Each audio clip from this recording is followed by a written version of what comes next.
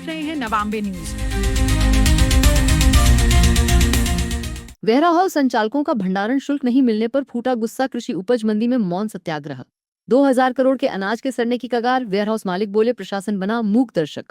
भंडारण शुल्क नहीं मिलने और अनाज के खराब होने की आशंका को लेकर जबलपुर में वेयर हाउस संचालक और किसान एकजुट हो गए। सभी ने कृषि उपज मंडी परिसर में मौन सत्याग्रह कर प्रशासन की नीतियों पर विरोध दर्ज कराया। Voice over.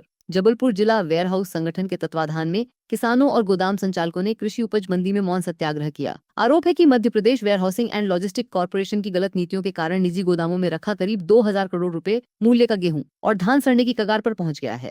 वेयर हाउस संचालकों का कहना है कि निगम अधिकारियों से कई बार बातचीत के बावजूद कोई ठोस समाधान नहीं निकला। गोदाम मालिकों को भंडारण शुल्क नहीं मिल रहा है और रखरखाव का खर्च वहां करना मुश्किल हो गया है। किसानों ने आशंका जताई कि ये जानबूझकर किया जा रहा है ताकि किसान मजबूर होकर अपना अनाज कैटल फीड कंपनियों को बेच दें।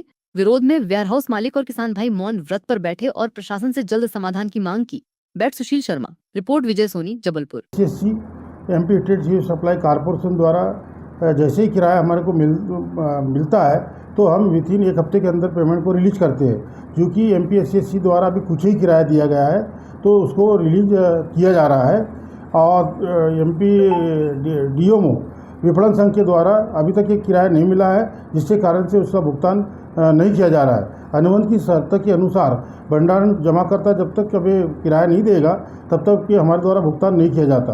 भंडारण जमाकर्ता जैसे ही हमारे को किराया रिलीज कर देगा, हमारे खाते में पैसा आ जाएगा तो हम उनका पैसा 8 दिन के अंदर में रिलीज कर देंगे।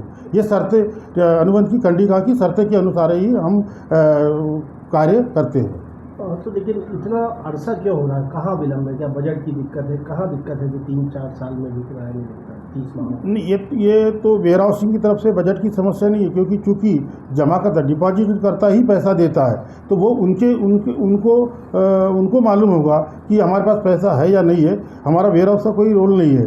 जमा करता, चूँकि जमा करता का माल रखा जाता है और जमा करता ही पैसा देता है तो वही पैसे की व्यवस्था करता है, बजट की व्यवस्था करता है और वेयर हाउस को बिल पास करने के बाद देता है और हमारे खाते में पैसा आने के बाद हम उनका वेयर हाउस संचालकों को भुगतान करते हैं। हम भी जमा करते जेवीएस स्कीम के अंतर्गत गोदाम की सहभागिता है तो जिसके कारण हमारा भी किराया का भुगतान वेयर हाउस का भी भुगतान नहीं हो रहा है और जेवीएस गोदाम मालिकों का भुगतान नहीं हो रहा है। वेयर हाउस मालिकों को, जो कि निजी वेयर हाउस मालिक है, बार बार प्रलोभन दे करके भंडारण करवा लिया जाता है कि आपको आज मिलेगा भंडारण शुल्क, कल मिलेगा, किंतु हमें किसी भी प्रकार के किराए की प्राप्ति नहीं हो पाती।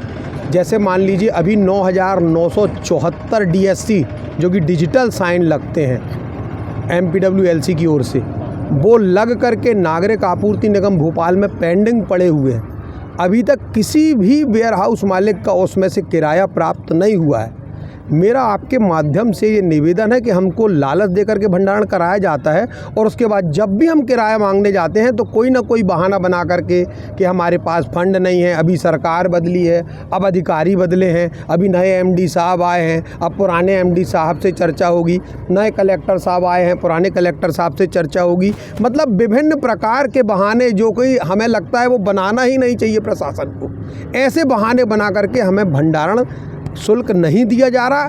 इसी को लेकर के हमारा केवल मौन सत्याग्रह रहेगा। आज से हम सभी जो भी वेयर हाउस मालिक हैं सुबह 10:30 बजे से शाम को 5:30 बजे तक मौन सत्याग्रह में बैठे रहेंगे।